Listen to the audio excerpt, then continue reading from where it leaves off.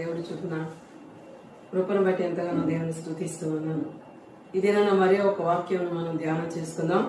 పరిశుద్ధ గ్రంథంలో నుంచి యెషయా గ్రంథము 43వ అధ్యాయము 1-2 వచనములు మనం చదువుకుందాం. యెషయా గ్రంథము 43వ అధ్యాయము 1-2 వచనములు మనం చదువుకుందాం. అయితే యాకోబు నిన్ను సృజించిన వాడు యెహోవా, ఇశ్రాయేలు నిన్ను నిర్మించిన వాడు ఇలాగ సెలవిచ్చుచున్నాడు, నేను నిన్ను విమోచించి ఉన్నాను, భయపడకుము, పేరు పెట్టి నేను పిలిచి ఉన్నాను, నీవు నా సొత్తు అంటున్నాడు. దేవుడు మాట్లాడుతూ ఉన్నాడు యాకోబుతో, ఓ ఇశ్రాయేలు, నీవు భయపడద్దు, నేను నిన్ను పేరు పెట్టి నేను పిలిచి ఉన్నాను, నీవు నా సొత్తు అంటున్నాడు. నీవు జలములలో పడి దాటినప్పుడు నేను నీకు తోడయ్యుందును, నదులలో పడి వెళ్ళినప్పుడు అవి నీ మీద పొర్లి పారవు అని వాక్యం సెలవుస్తూ ఉంది. అవును, జలములలో పడి దాటినప్పుడు దేవుడు వారికి తోడై ఉన్నాడు. ఇశ్రాయేలీయులను ఐగుప్తు దేశం నుండి మోషే కానానుకు నడిపించే క్రమంలో మధ్య మార్గంలో ఎర్ర సముద్రం అడ్డుగా వచ్చినప్పుడు దేవుడు వారి పక్షంగా ఉండి ఎర్ర సముద్రమును పాయలుగా చేసి ఆరిన నేల మీద ఇశ్రాయేలు నడిపించాడు. ఆ జలములను రెండు వైపులా రహదారిగా ఆపివేసి వారు నడవటానికి మార్గాన్ని సరళం చేశారు. ఆరిన నేల మీద వారందరూ కూడా సురక్షితంగా క్షేమంగా నడిచి ఒడ్డుకు చేరగలిగారు.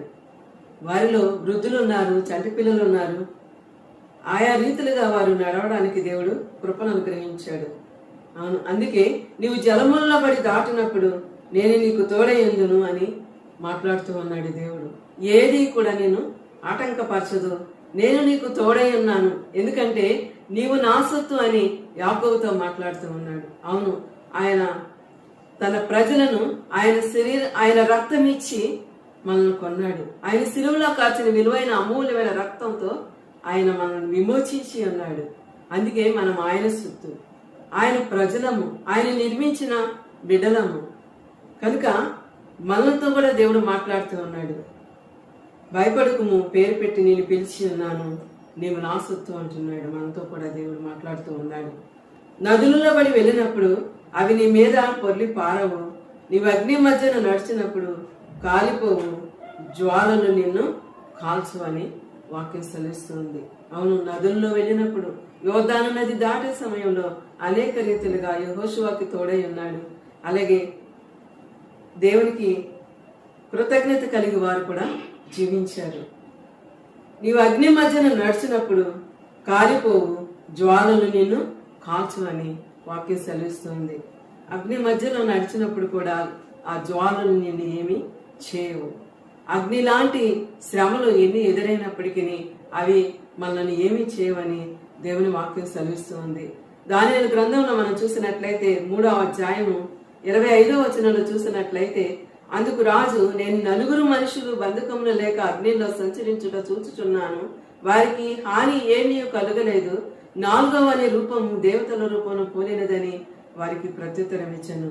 ఇది ఎప్పుడు జరిగినదంటే, షడ్రకు మేషకు అబెద్నెగోలైన వారిని దేవుడు వారిని బలపరిచినప్పుడు రాజుకు భయపడక అగ్నిగుండములకు వెళ్ళడానికి వారు ఇష్టపడ్డారు. దేవుని కోసం మరి అగ్నిగుండములో పడవేసినా సరే వెళ్ళడానికి వారు ఇష్టపడ్డారు. రాజు అంటున్నాడు, 4 మనుషులుగా బంధకం లేక అగ్నిలో సంచరించుట చూచుచున్నాను, వారికి హాని ఏమీ కలగలేదు, 4వ అనే రూపము దేవతల రూపము పోలినదని వారికి ప్రత్యుత్తరం ఇస్తూ ఉన్నాడు. రాజే స్వయంగా సాక్ష్యం ఇస్తూ ఉన్నాడు.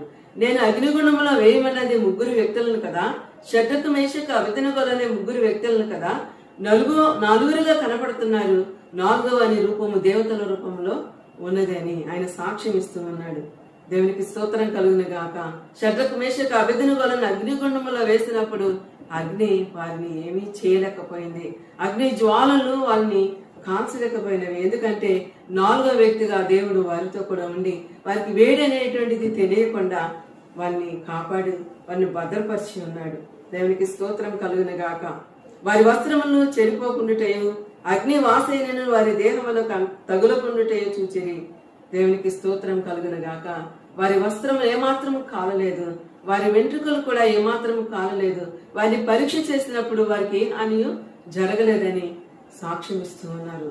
అందుకే మనం జలముల్లో పడి వెళ్ళినప్పటికీ, నదుల్లో పడి దాటుచున్నప్పటికీ, మరి అగ్ని మధ్యలో మనం సంచరించినప్పటికీ అవి మనం కాల్చుచాలవని దేవుని వాక్యం సెలవిస్తూ ఉంది.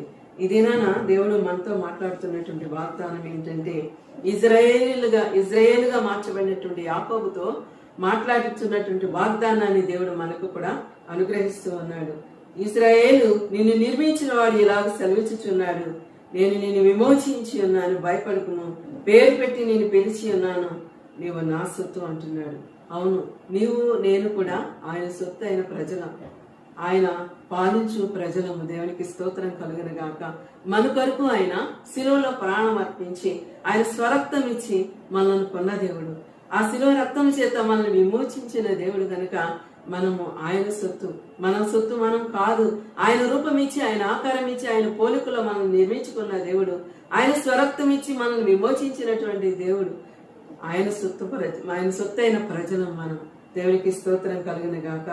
అందుకే దేవుడు మనతో ఏమని మాట్లాడుతున్నాడంటే, నీవు జలముల్లో పడి దాటినప్పుడు నేను నీకు తోడై ఉందెను, నదుల్లో పడి వెళ్ళినప్పుడు అవి నీ మీద పొర్లి పారవు, నీవు అగ్ని మధ్యన నడుచున్నప్పుడు కాలిపోవు, జ్వాలలు నిన్ను కాల్చవు. మనకి ఇలాంటి శ్రమలు ఎదురైనప్పటికీ, అగ్ని జ్వాలలు లాంటి కష్టతరమైనటువంటి శ్రమలు మనకు ఎదురు వచ్చినప్పటికీ అవి మిమ్మల్ని ఏమీ చేయవు.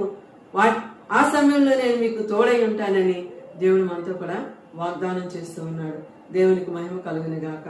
ఈ వాగ్దానాన్ని మనం స్వీకరించి అనుదినము మనం ప్రార్థన చేస్తున్నప్పుడు దేవుడు మనకు కూడా తోడేయండి, సహాయం చేస్తాడని తెలియజేస్తూ దేవుడి కొద్ది మాటలు దీవించును గాక. ఆమేన్. చిన్న ప్రార్థన చేసుకుందాం. మహాపరిశుద్ధమైన మా తండ్రి, మీకు వందనాలు, స్తోత్రాలు. మీ కృపను బట్టి, దయను బట్టి అయా మీ సన్నిధిలో మరి ఒక్కసారి ప్రార్థించుటకు మీరు ఇచ్చిన సమయాన్ని బట్టి మీకు స్తోత్రాలు చెల్లిస్తూ ఉన్నాను.